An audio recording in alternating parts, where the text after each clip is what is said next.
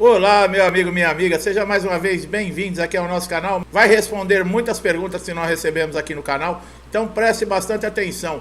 Quando a perícia judicial ela é negada, pessoal, quando você entra na justiça e você passa por uma perícia judicial devido à incapacidade que você está e o laudo é desfavorável a você, o que acontece? Olha que assunto importante que nós vamos aqui destrinchar aqui nesse vídeo, trazer todas as revelações para você, o que você deve fazer, como tudo isso funciona. Então é muito importante que você preste bastante atenção nesse vídeo e acompanhe ele com muita atenção, tá?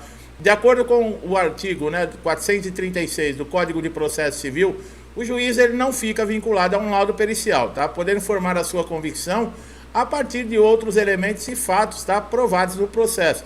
Nós vamos falar sobre isso no decorrer do vídeo.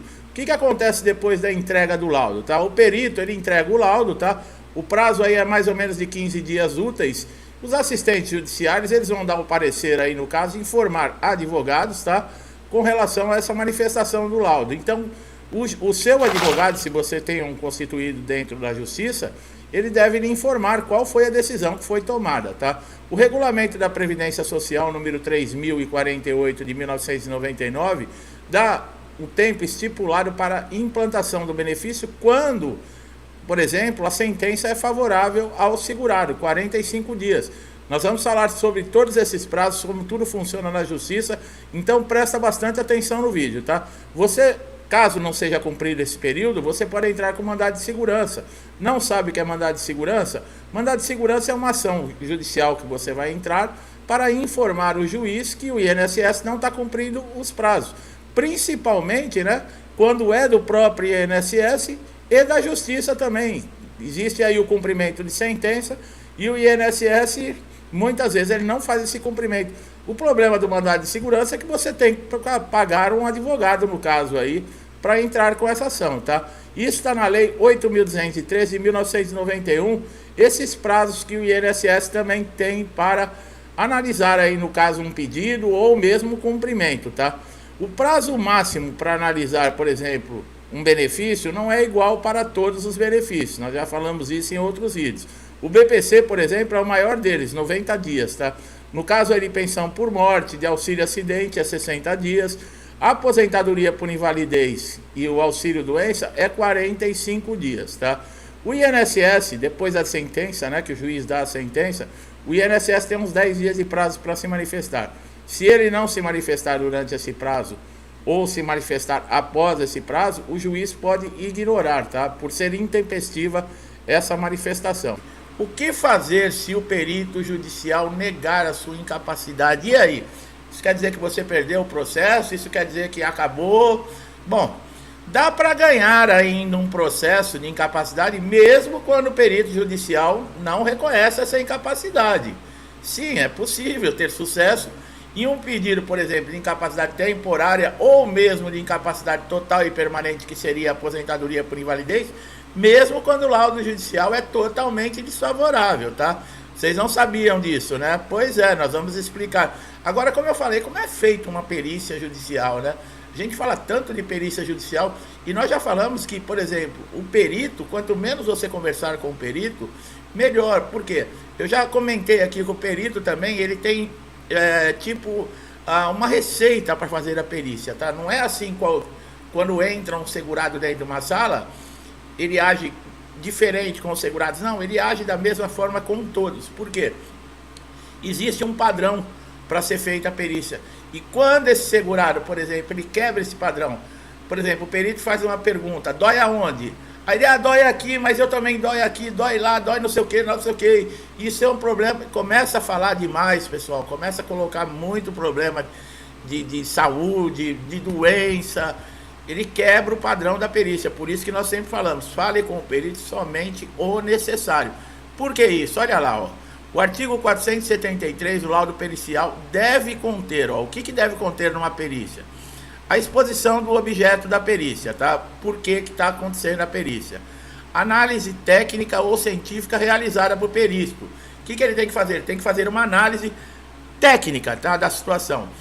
A indicação no laudo tem que estar escrito, no caso lá para o juiz, tá?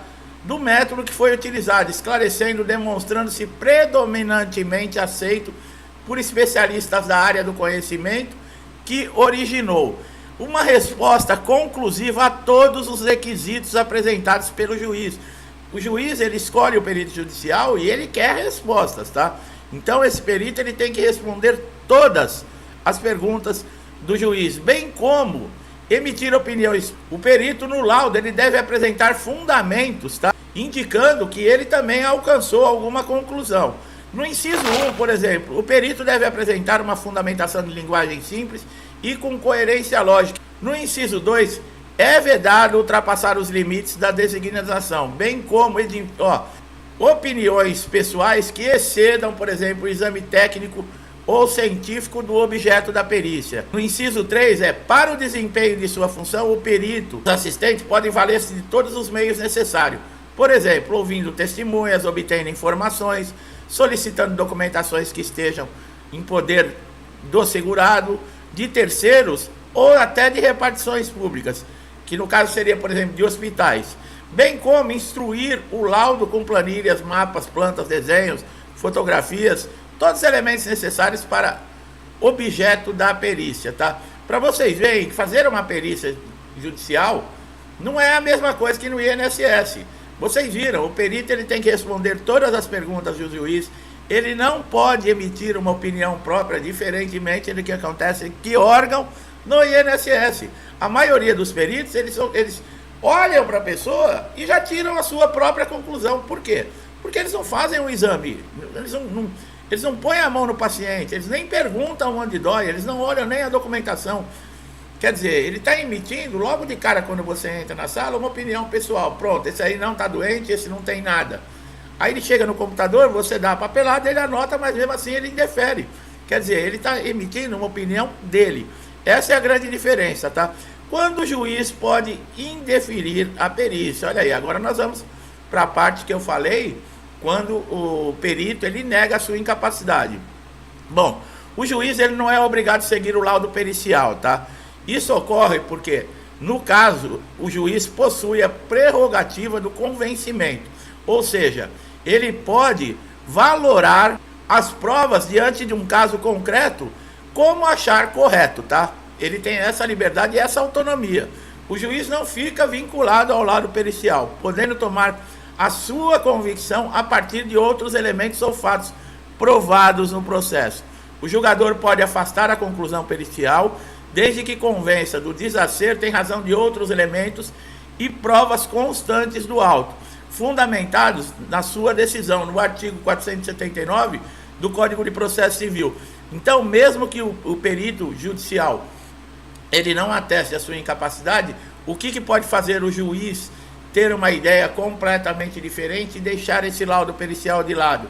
O que nós sempre falamos aqui no canal, a importância de que documentação, pessoal, são elementos que comprovam para o juiz. Você tiver um histórico de toda a documentação do que aconteceu com você, por exemplo, um acidente, desde lá do primeiro atendimento até você chegar, por exemplo, na justiça, tem todo um histórico, todos os laudos, as passagens que você teve pelo INSS, os tratamentos que você fez, a cirurgia que você fez, os remédios que você tomou, tudo isso é elementos que, no caso, o juiz, ele pode negar, ele pode falar, não, o perito judicial não está, não fez um laudo de acordo com os elementos que estão constando aqui. E o juiz analisar, descartar o laudo e conceder o benefício, exatamente por quê? Por uma documentação que comprove a sua incapacidade e que esteja atualizada, pessoal.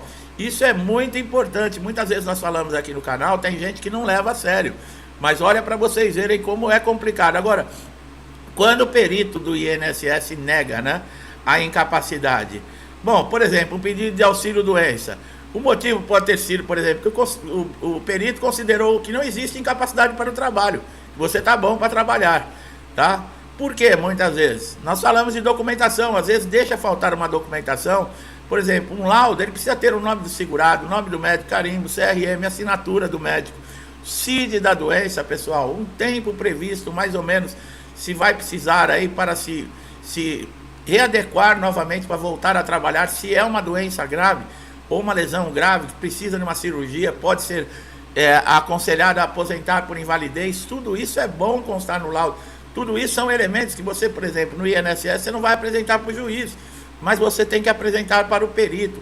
Nós falamos em vídeo atrás que, por exemplo, cumprimento de exigência é uma coisa muito importante. Tem gente que até hoje não tem o portal Meu INSS instalado no seu smartphone, no seu PC ou notebook, acha que não tem necessidade e continua ainda até o INSS, ainda perdendo o dia inteiro às vezes, tendo que agendar um comparecimento no INSS, coisa que poderia resolver com muita facilidade da sala de casa. Quando nós falamos dessas partes de documentação, para vocês verem como é importantíssimo, tá? Agora, no caso, se o perito ele negou, você tem direito a pedir uma reconsideração. Se, por exemplo, for o primeiro pedido, você protocolou lá o pedido de auxílio-doença, passou na primeira perícia, negou, você pode pedir uma reconsideração.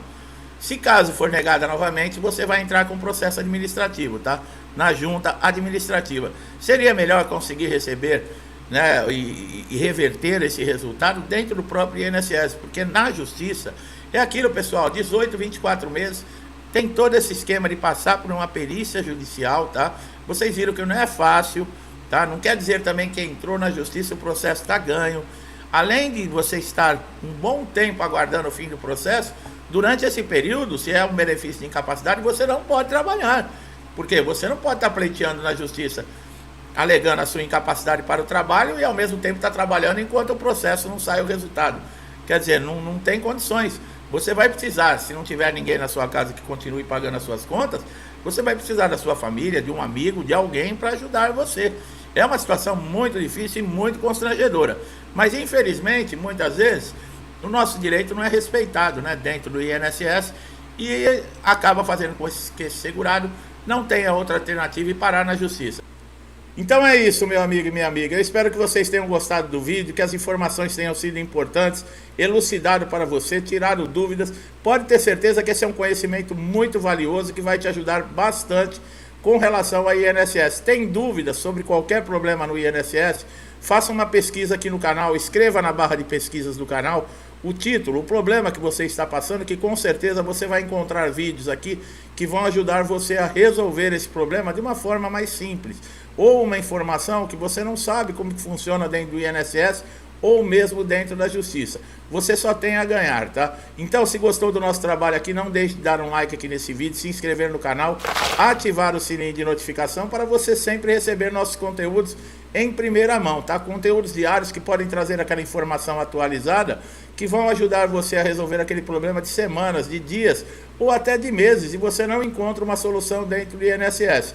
Mas nós estamos aqui e o nosso trabalho é ajudar você.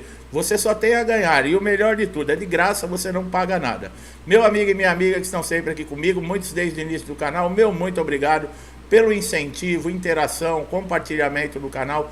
Que Deus traga para você e para toda a sua família paz, saúde, alegria, prosperidade, tá? Tudo que eu desejo para mim, eu desejo em dobro a todos vocês. Eu deixo aqui um forte abraço e até os próximos vídeos.